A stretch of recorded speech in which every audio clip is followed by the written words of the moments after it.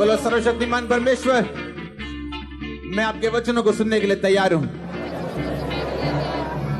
अपने हाथों को उठाएंगे, आगे बोलेंगे परमेश्वर, जितनी अंधकार की शक्तियां मेरे अगले लेवल से मुझे रोकती, जितनी पाप की ताकत रोकती, सर्वशक्तिमान परमेश्वर, तेरी डिलीवरेंस की ताकत मुझ पे उतरे और मेरा अगला लेवल मेरे पास हो। बोलो हर अंधकार की शक्ति और उसकी ताकतें गिरा दी जाएं जो मेरे जीवन के खिलाफ है। रिलीज करो होली गोस्ट फायर को यीशु मसीह के नाम में ऊंची आवाज में। अपने हाथों को उठाओ, मेरे साथ एक मन हो जाओ। मैं आपके हाथों को आशीषित घोषित करता हूं। जो हाथ आज स्वर्ग तक उठे हैं, यीशु मसीह के नाम में खुदावंद आपके हाथों का फल आपको खाने के लिए देगा। आपको फाइनेंशियली वो ब्लेस करेगा, अपने किंगडम को बढ़ाने के लिए वो आपको बढ़ाएगा। आमीन। ऊंचा आशीष आपकी। मैंने कहा आमीन ऊंचा, अगर तो ये आशीष है आपकी। होली स्पिरिट कर अगर आमीन सीरियस वाला, विश्वास वाला, तो ये आशीष आपकी। आमीन। स्वागत है यीशु मसीह की हजूरी में। आप सेम वापस नहीं जा रहे, ऑलरेडी आप खुदावंद के इन्फ्लुएंस के नीचे हो। उसके एंजल्स आपको छू रहे हैं। जो व्यक्ति इस आवाज को सुन रहे हैं, मैंने कहा आप खुदावंद के इन्फ्लुएंस के नीचे हैं और अपने टेस्टिमनी के साथ वापिस जा रहे हैं। मैं फिर से आपको रिलीज करता हूं प्रार्थना करने के लिए। मैं आपको रिलीज करता हूं रोजे रखने के लिए। जिस शैतान ने आपको बांधा और प्रार्थना करने नहीं देता, रोजे रखने नहीं देता, मैंने कहा यीशु मसीह के नाम में रिलीज हो जाओ। मैं आपको रिलीज करता हूं यीशु मसीह के सामर्थ्य नाम में। आमीन। ऊंचा आशीष ऊंची। एक बार जोर से बोलो हालेलुया। जोर से बोलो हालेलुया। स्वागत है जीवित हजूरी में। बोलो अपने पड़ोसी को, बोलो तेरा स्वागत है जीवित परमेश्वर की जीवित हजूरी में। तू मुर्दा परमेश्वर के पास नहीं, तू जीवित परमेश्वर के पास आया है, जो तेरी प्रार्थनाओं को सुनता है, जो तुझे नाम लेके जानता है, जो तेरी प्रॉब्लम्स को जानता है। आमीन। स्वागत है उस हजूरी में। मैंने कहा स्वागत है उस जीवित परमेश्वर की हजूरी में। आपका वेलकम है उस परमेश्वर की हजूरी में। आमीन। बैठ जाओ अपने शरीर में। अपने हाथों को उठा, बोलो वचन सुनने के लिए मैं रेडी हूं। इसीलिए मैं यहां पे आया हूं, ताकि मैं खुदावंद को सुन सकूं। जिसने उसको सुना नहीं, वो कभी आजाद नहीं हुआ, ब्लेस नहीं हुआ। अगर हुआ भी तो उसकी ब्लेसिंग वापस चली गई। परमेश्वर मैं आपको सुनूं और फल लेके आ। उठाओ अपने हाथों को। अपनी हजूरी से छू ले मुझे, रूकी ममूरी से भर दे मुझे, रूकी ममूरी से भर दे मुझे। मुझे छू ले, छू ले, छू ले तू, मुझे छू ले, छू ले, छू ले तू। छू ले मुझे मेरा जीवन बदल, छू ले मुझे मेरा जीवन बदल। सारे गुनाह जाए दिल से निकल, सारे गुनाह जाए दिल से निकल। मुझको पिला दे तू जीवन का जल। मुझे छू ले, छू ले, छू ले तू, मुझे छू ले, छू ले, छू ले तू। मुझे छू ले, छू ले, छू ले तू, मुझे छू ले, छू ले, छू ले तू। छू ले मुझे मेरा जीवन बदल, छू ले मुझे मेरा जीवन बदल। सारे गुनाह जाए दिल से निकल, सारे गुनाह जाए दिल से निकल। सब कली से गाए। सारे सारे गुनाह जाए दिल से निकल। मुझको पिला दे तू जीवन का जल, मुझे झूले झूले झूले तू, मुझे झूले झूले झूले तू, मुझे झूले झूले झूले तू, मुझे झूले झूले झूले तू। अपने हाथों को उठा, जितना वचन आज मैं सुनूं 100 गुना फल लेके आऊं। थैंक यू जीसस बोलते हुए अपने हाथों को हिलाते हुए। तेरे वचन हृदय में भरूं, तेरे वचन हृदय में भरूं, जो तू ना चाहे मैं वो ना करूं, जो तू ना चाहे मैं वो ना करूं, जब तक है सांसें मैं तुझसे डरूं, मुझे झूले झूले झूले तू, मुझे झूले झूले झूले तू, मुझे झूले झूले झूले तू, मुझे झूले झूले झूले तू। अपनी हजूरी से मेरे खुदा, अपनी हजूरी से मेरे खुदा, रूह की मामूरी से मेरे खुदा, रूह की मामूरी से मेरे। अपने हाथों को उठाओ। Thank you Jesus. ऊंची आवाज में हिला के अपने हाथों को वर्शिप करते हुए अपने दिल से, रूह से।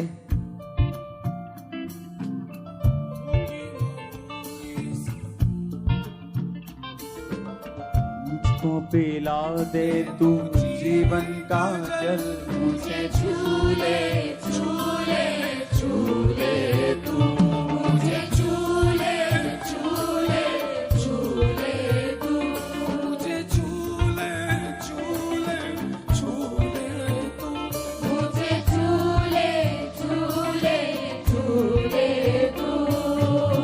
ढूंढे तुझे ये निगाहें मेरी, ढूंढे तुझे ये निगाहें मेरी। बोलो थैंक यू जीसस। मैं तैयार हूं आपके वर्ड को एक्सेप्ट करने के लिए। प्रभु यीशु मसीह के सामर्थी नाम में हम मांगते हैं। तारीफ करो जोर से। हालेलुया। आप ब्लेस हो ऑलरेडी। आमीन। ऊंचा आशीष ऊंची। आपको अपनी डेस्टिनी के लिए क्या करना पड़ता? काम करना पड़ता। आमीन। फिर से बोलो अपने पड़ोसी को, अपने आप कुछ भी नहीं होता। तुझे अपनी डेस्टिनी, अपनी मंजिल के लिए काम करना पड़ता है। आमीन। अगर सुलेमान अमीर था, आशीषित था, उसका रीजन मैंने आपको बताया। क्या रीजन था उसका? उसका दिल परमेश्वर के लिए क्या था? खुला हुआ। जोर से बोलो हालेलुया। उसका हार्ट क्या था परमेश्वर के लिए? खुला हुआ।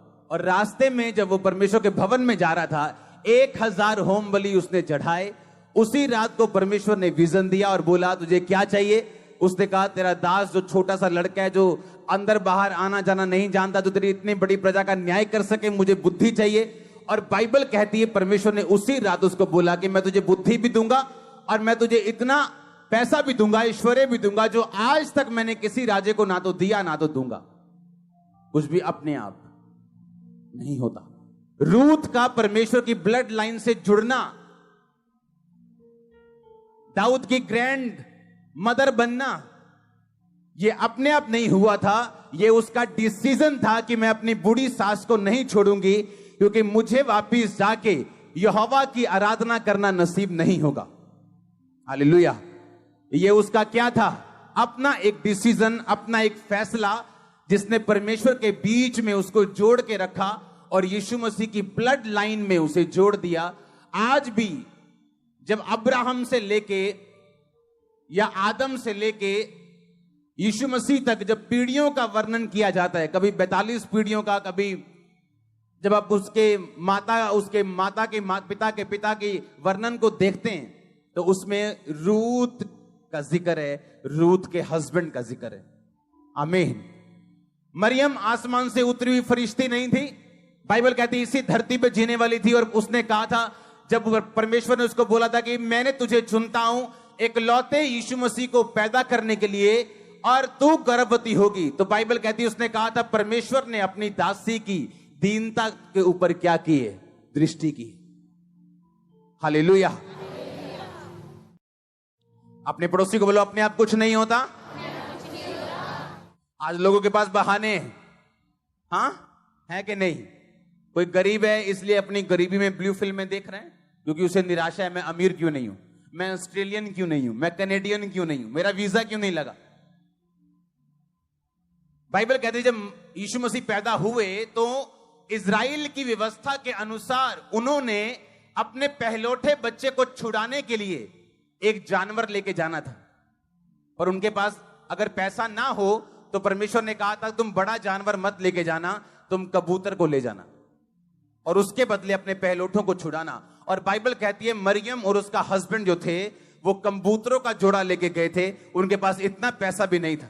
पैसा ना होने के बावजूद भी परमेश्वर के साथ वो फेथफुल थे, वफादार थे, और परमेश्वर ने इतने बड़े काम के लिए उन्हें चुना।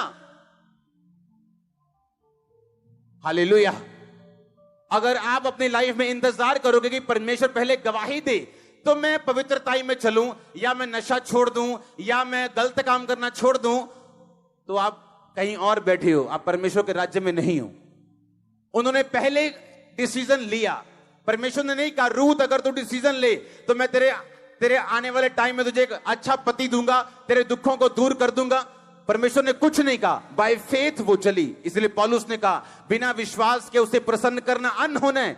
आपकी लाइफ में ऐसा काम हो सकता है, आपको जब सामने कुछ भी नजर ना आए तो भी आप डिसीजन लेते हो कि नहीं मैं परमेश्वर के साथ खड़ी हूं, मैं प्रभु के साथ खड़ा हूं, आगे क्या है मुझे मालूम नहीं, लेकिन वो चंगा करे ना करे वो मेरा परमेश्वर है और होगा, छुड़ाए ना छुड़ाए वो मेरा परमेश्वर है और होगा, आशीषित करे ना करे, आमीन। तो परमेश्वर ने क्या कहा? परमेश्वर ने किसी को भी बिना गवाही के नहीं रहने दिया। मरियम को नहीं रहने दिया, रूथ को नहीं रहने दिया, किसी को भी रहने नहीं दिया। बाइबल कहती है जो मरियम की रिश्तेदार थी अलीशिबा, लिखा अपने बुढ़ापे तक बांझ रही, इसलिए नहीं कि वो पापी थे। बाइबल कहती परमेश्वर की आज्ञाओं और विधियों पर वो निर्दोष चलने वाले थे। जब उसकी बारी आई चिट्ठी डलती थी, लॉटरी डलती थी, लॉटरी 10 बंदों में। आज कौन परमेश्वर के भवन में अंदर जाके रीति रिवाज पूरा करेगा? लॉटरी लगती थी। उस दिन लॉटरी जो लगी वो अलीशिबा के हस्बैंड की थी। वो कह सकता था कि मुझे क्या फायदा हुआ निर्दोष चलने का, क्योंकि अभी तक मेरे पास एक बेबी नहीं। आज का विश्वासी होता तो वहां लॉटरी के टाइम वहां होता भी ना, पता लगे चक्कर के थे और बियर पी के बैठे साइड देखे थे। आज दुखी सिगा हो क्योंकि किसी ने ताना मार देता कि तेरे होया तो है नहीं कुछ, तू प्रेयर भी करता है, बाइबल भी पढ़े, तेरे होया तो है नहीं कुछ, इस करके निराश सिगा बियर पी के साइड से बैठा आज। पर बाइबल कहती वो अभी भी परमेश्वर के घर में सेवा करने के लिए मौजूद था। हालेलुया। कुछ भी अपने आप आपको वर्कआउट करना पड़ता है, आपको काम करना पड़ता है अपनी डेस्टिनी के लिए। इस बाइबल जो मेरे हाथ में पकड़ी, इसके पीछे प्रेयर पॉइंट्स लिखे हुए हैं, जिन प्रेयर पॉइंट्स में प्रार्थना करता हूं, और अगर आप उन्हें पढ़ लें, आप 7 बार दंडवत करोगे प्रभु को, एक एक लाइन पूरी हो रही जो मैंने लिखी यहां, एक एक लाइन। और कम से कम 75 प्रेयर पॉइंट होंगे, 75 विषय होंगे, 75 में भी एक एक लाइन में 2-2 विषय हैं। हालेलुया।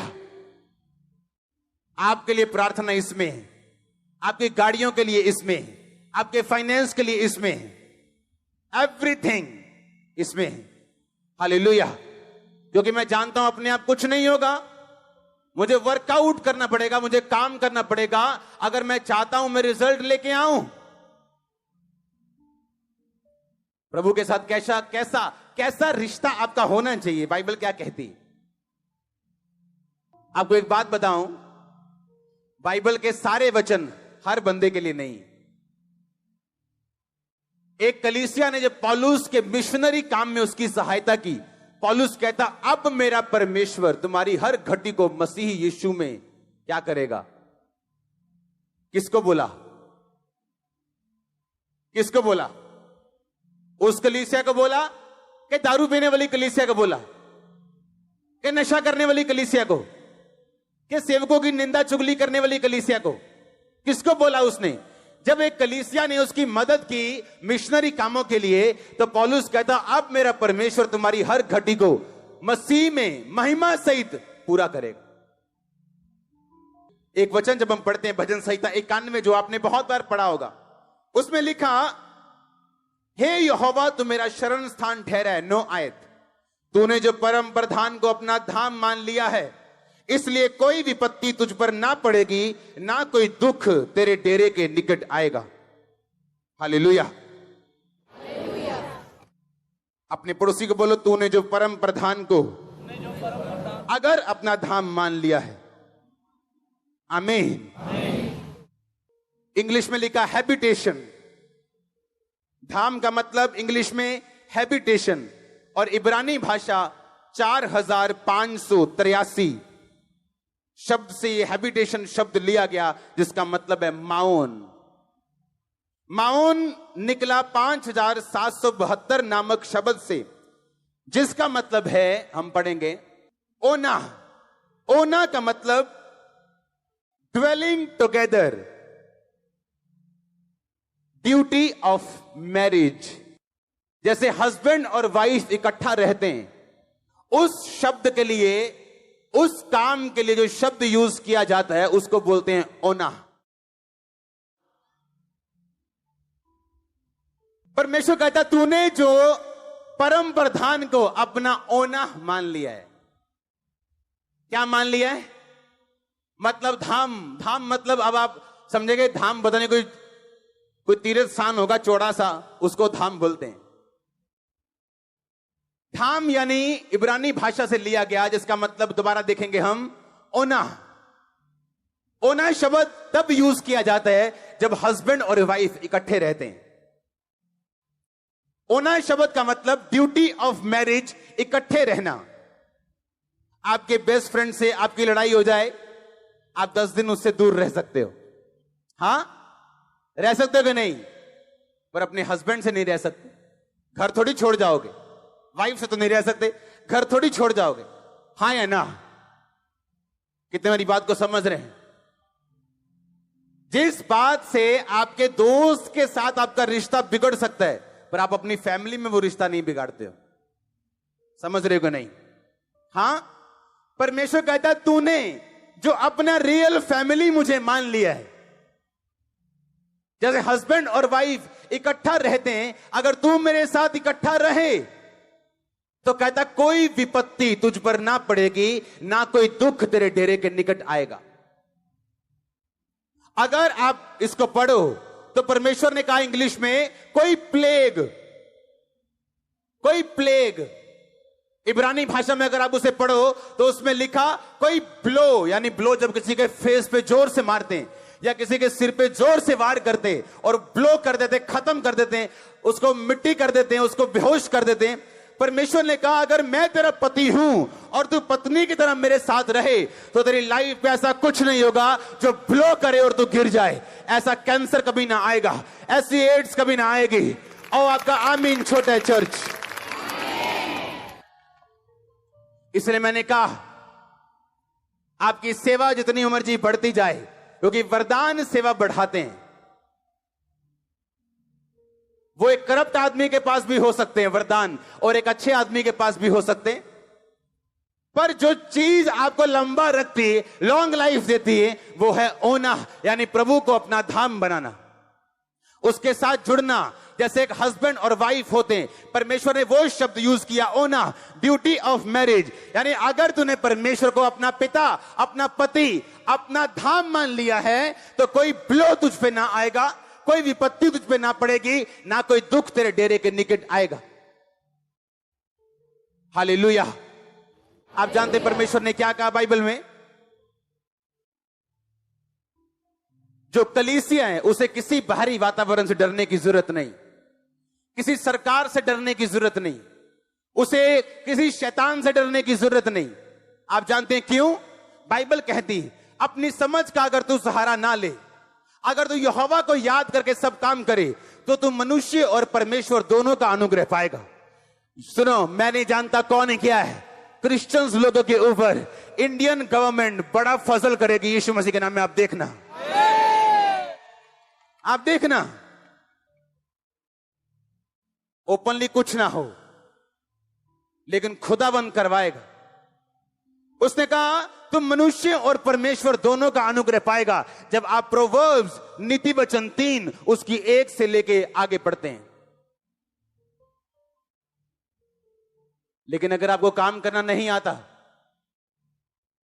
एक मिस्त्री जब काम शुरू करता है दिहाड़ी से, लेबर से 200 रुपए लेबर लेता है, और अगर बुद्धिमान हो तो साथ साथ में वो मिस्त्री का काम भी देखता रहता है, कितना एटल आई है ने सूत कितना कीता, हाँ लंबाई चौड़ाई किवें कीती, काम किवें कीता, और धीरे धीरे वही लेबर क्या बन जाता है, मिस्त्री बन जाता है।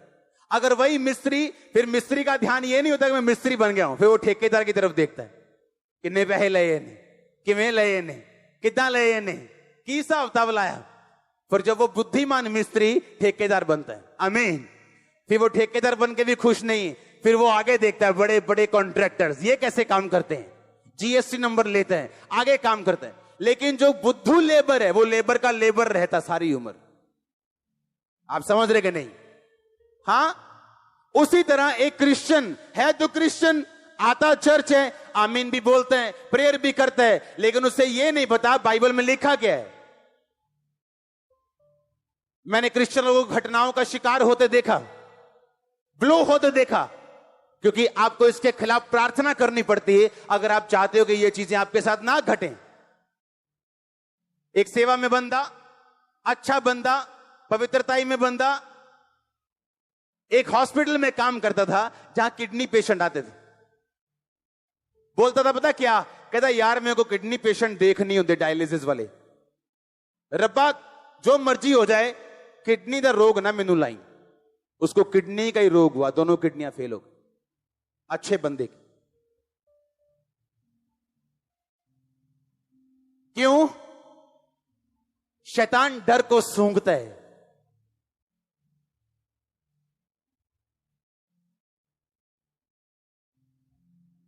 यूथ लोग के बारे आगे बोलते हैं, ओ पापा जी प्रेयर करो, मेरा रिश्ता टूट गया फलानी के साथ, मेरा रिश्ता टूट गया फलाने के साथ। ये तो अच्छी बात हो गई, द बेस्ट इज कमिंग।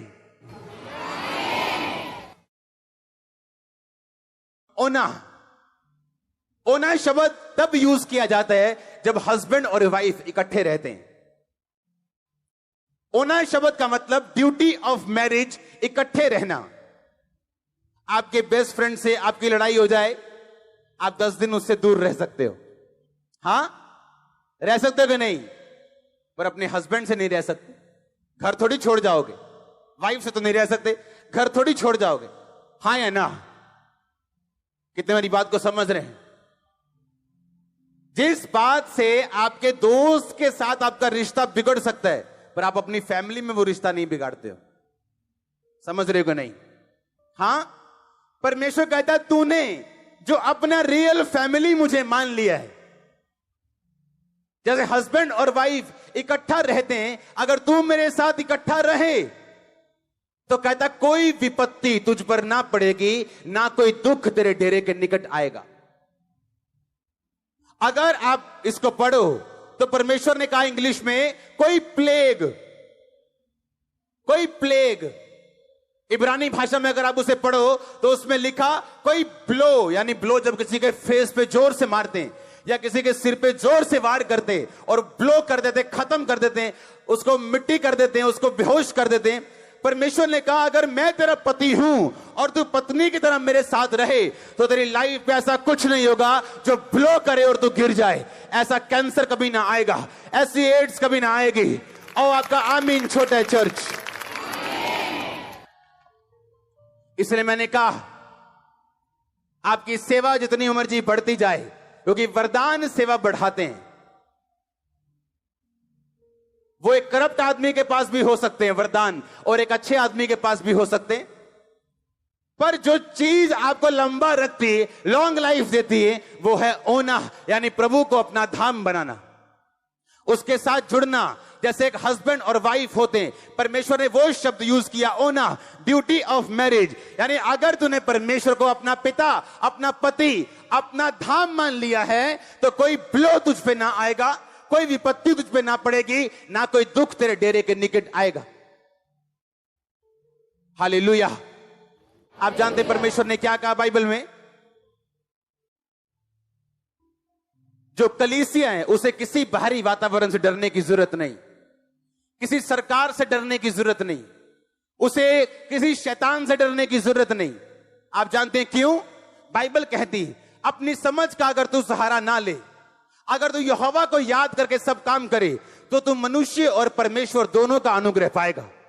सुनो, मैं नहीं जानता कौन है क्या है, क्रिश्चियंस लोगों के ऊपर इंडियन गवर्नमेंट बड़ा फजल करेगी यीशु मसीह के नाम में। आप देखना, आप देखना, ओपनली कुछ ना हो, लेकिन खुदाबंद करवाएगा। उसने कहा तुम मनुष्य और परमेश्वर दोनों का अनुग्रह पाएगा जब आप प्रोवर्ब्स नीति वचन 3 उसकी 1 से लेके आगे पढ़ते हैं। लेकिन अगर आपको काम करना नहीं आता, एक मिस्त्री जब काम शुरू करता है दिहाड़ी से, लेबर से 200 रुपए लेबर लेता है, और अगर बुद्धिमान हो तो साथ साथ में वो मिस्त्री का काम भी देखता रहता है, कितना एटल आई है ने, सूत कितना कीता, हाँ लंबाई चौड़ाई किवें कीती, काम किवें कीता, और धीरे धीरे वही लेबर क्या बन जाता है? मिस्त्री बन जाता है। अगर वही मिस्त्री, फिर मिस्त्री का ध्यान ये नहीं होता कि मैं मिस्त्री बन गया हूं, फिर वो ठेकेदार की तरफ देखता है, कितने पैसे लए ने, किवें लए ने, कितना लए ने, की हिसाब किताब लाया।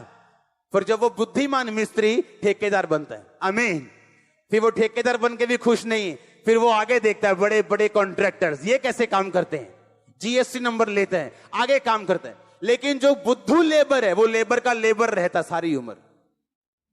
आप समझ रहे कि नहीं?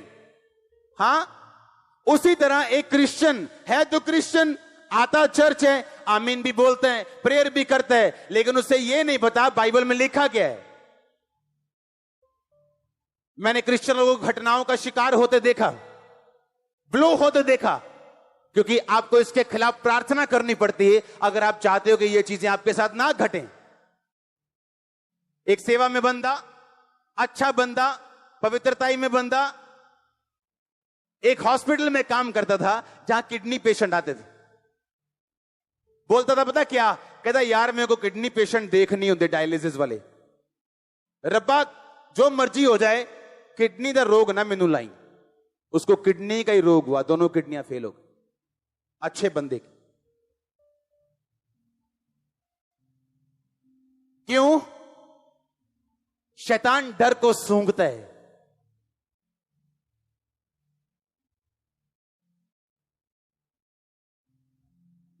यूथ लोग के बारे आगे बोलते हैं, ओ पापा जी प्रेयर करो, मेरा रिश्ता टूट गया फलानी के साथ, मेरा रिश्ता टूट गया फलाने के साथ। ये तो अच्छी बात हो गई, द बेस्ट इज कमिंग। तेरी लाइफ से गुड गया है, बेटर आने वाला है, बेटर जाएगा तो बेस्ट आने वाला है, हाँ या ना?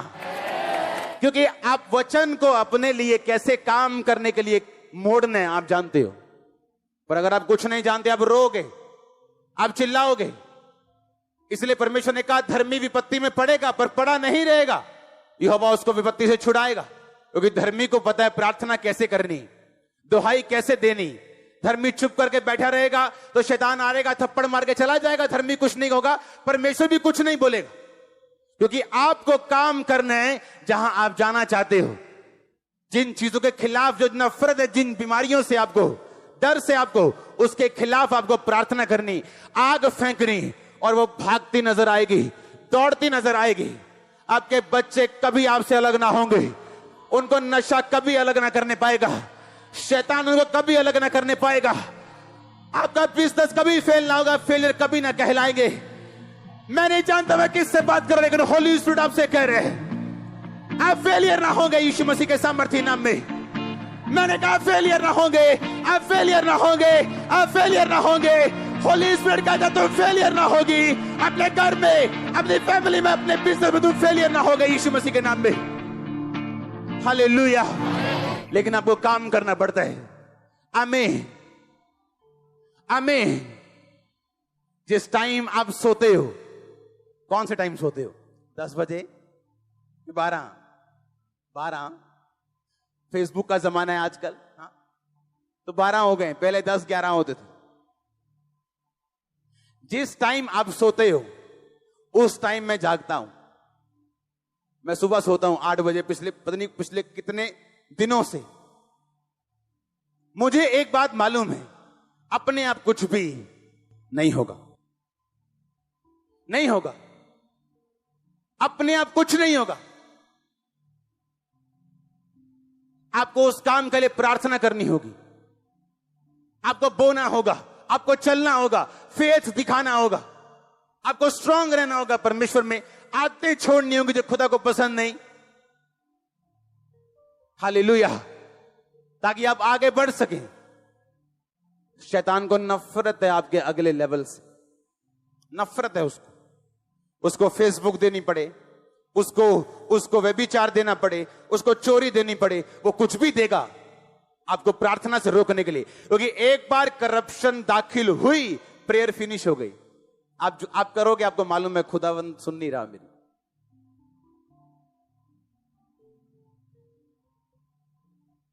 क्योंकि बाबा थोड़ी उधर व्यभिचार करके बाबा जी को बोतल दे दोगे, बाबा जी खुश, तुम भी खुश। परमेश्वर बाबा नहीं। अगले लेवल पे आपको जाना है। आप जानते एक बात, आपकी फैमिली की कई लोग सेव हो जाएंगे, मुक्ति पा जाएंगे, बपतिस्मा ले लेंगे जब आप अगले लेवल पे जाओगे। आपको मालूम है क्या? मालूम है? नहीं मालूम। कुछ फैमिली मेंबर्स आपके ऐसे हैं, आप उनको यीशु मसीह भी बन के दिखा दोगे, वो आपकी बिलीव नहीं करेंगे। आप जब तक वो खुदा का एक जबरदस्त हाथ आशीषों वाला आपकी लाइफ पे नहीं देखेंगे। आपको मालूम है? इसलिए परमेश्वर ने बाइबल में लिखा कि धर्मी अपने नाती और पोतों के लिए संपत्ति छोड़ जाता है। धन और घर पुरखाओं के भाग से और बुद्धिमती पत्नी यहोवा की ओर से मिलती। हर ब्लेसिंग बाइबल में से, हर ब्लेसिंग खुदा की ओर से। और जब आपका कुछ परिवार के मेंबर, जब आपके लाइफ पे नॉन कंपेरेबल ऐसी ब्लेसिंग जो किसी की लाइफ पे नहीं है, उनके आसपास जब देखते हैं, आपके खुदा पे यकीन करते हैं। आपकी बातें नहीं सुनते वो, आप चाहे लाख पवित्रताई में, वो आपको नहीं सुनते हैं। आप कुछ भी कर लो, आपके नहीं सुनते। पर जब आपकी लाइफ में ब्लेसिंग एंटर करती, हर कोई सलाम ठोकता है। हाँ या ना? आप ब्लेसिंग के हकदार हो और यीशु मसीह के नाम में ब्लेस्ड हो। और आमीन जितना ऊंचा, आशीष उतनी ऊंची।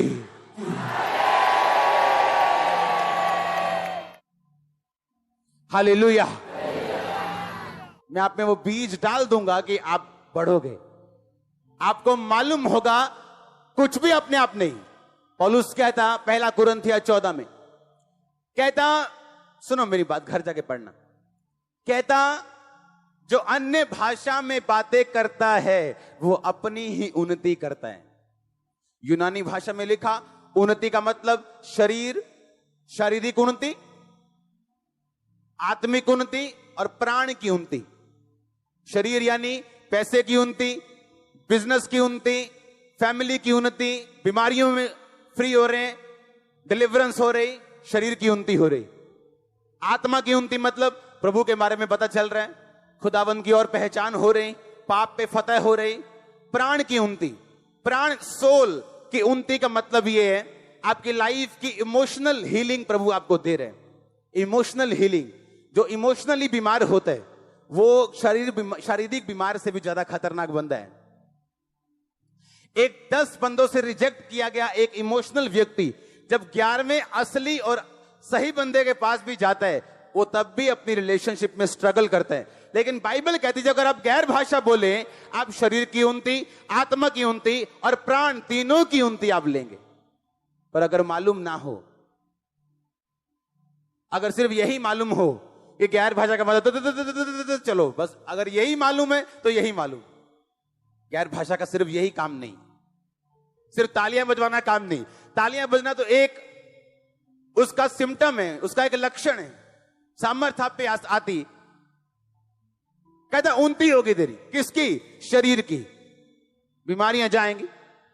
आज मैंने एंजल को शाम को जब मैं प्रेयर कर रहा था, ब्लड साफ करते देखा आप लोगों का। ब्लड, आपका ब्लड साफ करते देखा मैंने।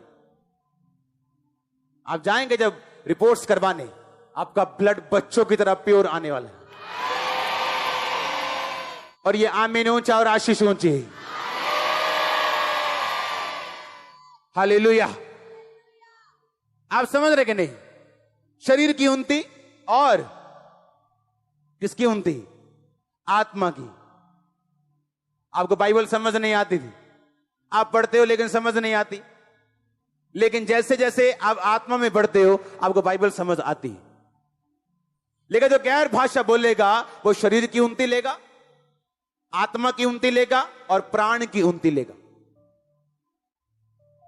जब प्राण की उन्नति होती, आपकी फैमिली में, आपके क्लोज में, आपके दूर में जो रिलेशनशिप्स हैं आपकी, वो स्ट्रांग होती।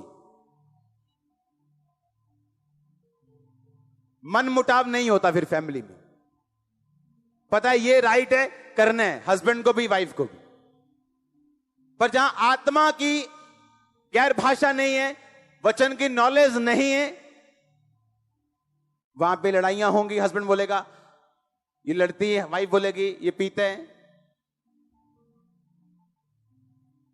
लेकिन अगर ये बात आपको मालूम नहीं कि गैर भाषा बोलने से क्या हो सकता है, तो ये आपकी गलती है। और पौलुस ने नहीं कहा कि खुदा से मांगो और वो तुम्हें आत्मा की भरपूरी देगा। कहता पवित्र आत्मा से तुम भरपूर होते जाओ।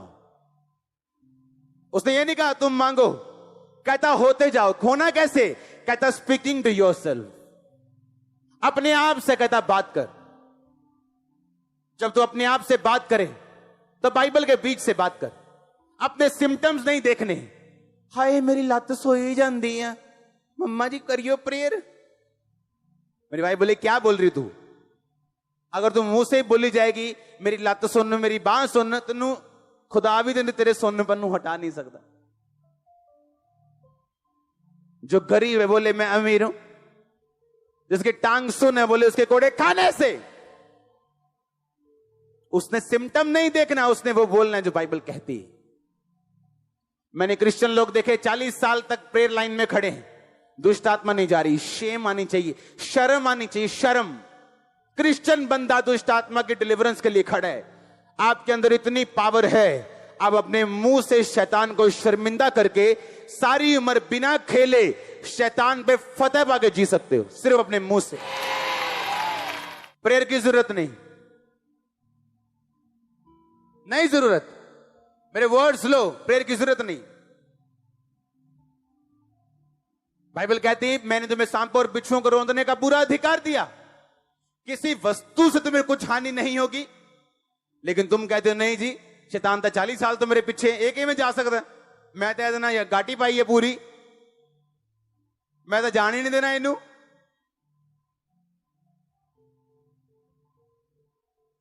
नहीं जी 40 साल तो मेरे नाम में जादू की तई कहे ने। अगर आप अपने मुंह से बोलोगे आपके अंदर शैतान है, तो परमेश्वर इसे निकाल नहीं पाएगा। आपके अंदर कौन है?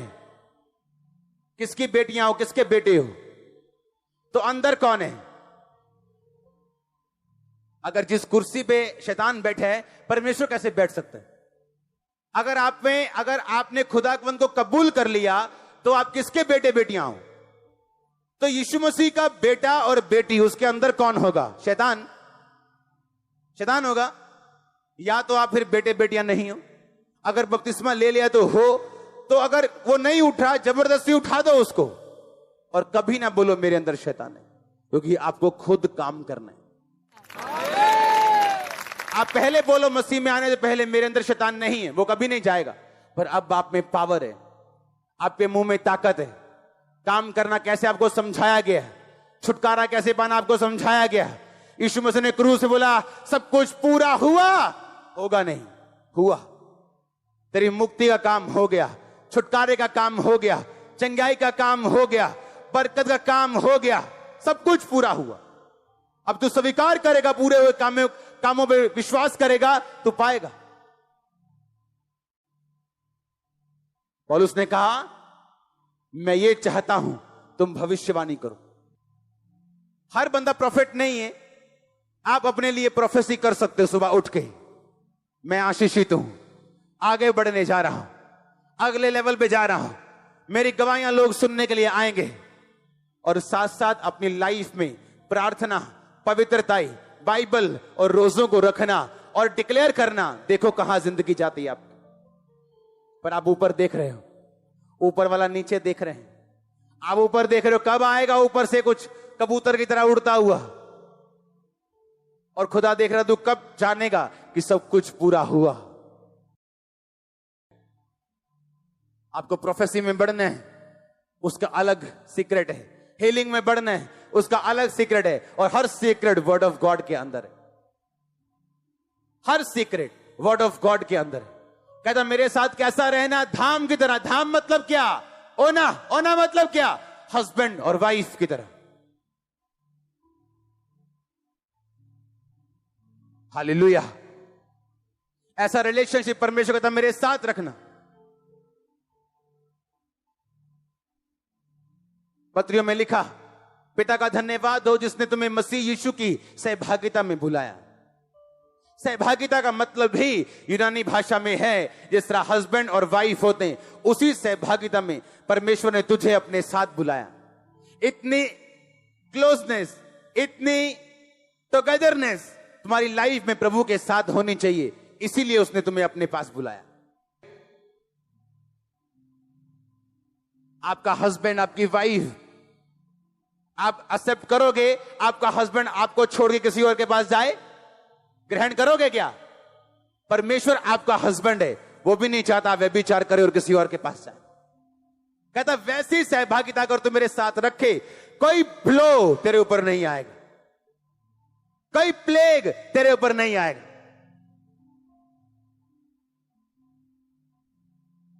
लड़ो और जीतो, क्योंकि कुछ ब्लेसिंग्स ऐसी जो आपके परिवार के उद्धार का कारण बनेंगे। अगले लेवल पे जाने के लिए आपको अगले लेवल की तैयारी भी करनी पड़ेगी। आपका छोटा बच्चा जब नैपी डालता है, हाँ, आप खुश होते हो, मेरा बच्चा अच्छा है। हाँ, जब वो 3 साल का हो जाए, 4 का हो जाए, फिर 5 का हो जाए और फिर भी नैपी डाले, अच्छा लगेगा? अगर 18 साल का हो गया नैपी डाले तो क्या होगा? और बोले मम्मा नैपी उतारना जरा, पॉटी की है, क्या बोलोगे? थप्पड़ मारोगे? मारोगे कि नहीं? आप 18 साल के हो गए हो आत्मा में, पर अभी भी नैपी लगा है पीछे। प्रेयर कितनी है? 15 मिनट। अच्छा, कितनी देर से चर्च जा रहे हो? 5 साल से। प्रेयर कितनी है? 15 मिनट। तुम उस बच्चे की तरह हो जो शरीर में जवान हो गया पर अभी भी नैपी लगा के बैठा, आत्मा में, दिमाग में जवान नहीं हो, मंद बुद्धि। आज कितने केस आए होंगे मंद बुद्धि, पूछो उनके माता पिता से क्या अच्छा लगता है ये मंद बुद्धि रे? बोलेंगे नहीं, हम प्रार्थना करते हैं ये चंगा हो। क्यों? कोई माता पिता नहीं चाहता। कितने रोजे रखते हो तुम हफ्ते में? एक भी नहीं। तुम शरीर में तो बड़े हो गए हो पर दिमाग में अभी छोटे हो, आत्मा में इतने छोटे हो, अभी भी नैपी लगा है तुम्हारे पीछे। छोटा बच्चा जो नखरे करते हैं उसको मम्मी डैडी सहते हैं, जब बच्चा बड़ा होता है तो वो नखरे नहीं सहते। छोटा बच्चा जब पापा घर से निकलते बोलता है पापा वीडियो गेम ना लेके आए ना, तो देखना मार पड़ेगी। और जब बेटा बड़ा हो जाता है बाप कहता अगर ये काम ना हुआ मेरे आधे तक तो मार पड़ेगी। हम क्या बोले, बाप बदल गया, पापा का प्यार चेंज हो गया? नो, पापा छोटे बच्चे से और तरह से बात करेंगे, लेकिन जब बच्चा बड़ा हो जाए उससे और तरह से करेंगे। आप बड़े हो चुके हो, आप जब मसीह में आए थे छोटे थे, अब खुदावन ऐसी मुसीबतों से आपको होकर गुजारेगा जानबूझ के, आपको बड़ा करने के लिए, आपको चेक करने के लिए, परखने के लिए, आपके विश्वास को टेस्ट करने के लिए। बड़े हो जाओ, बड़े हो जाओ, बड़े हो जाओ। अभी भी डर रहे हैं बपतिस्मा लेने से। चर्च में आते 5 साल हो गए, अभी भी डर रहे हैं फास्टिंग करने से। अरे अब तो डॉक्टर्स ने कहना शुरू कर दिया हफ्ते में 1 उपवास किया करो। अब तो डॉक्टर्स बाइबल की पावर को मानने लगे कि अगर 1 हफ्ते में उपवास करोगे तो लीवर अच्छा रहेगा। जब बाइबल कह रही उस पर यकीन करो। अब तो डॉक्टर भी कहने लग गए। हालेलुया। अपने पड़ोसी को बोलो काम कर।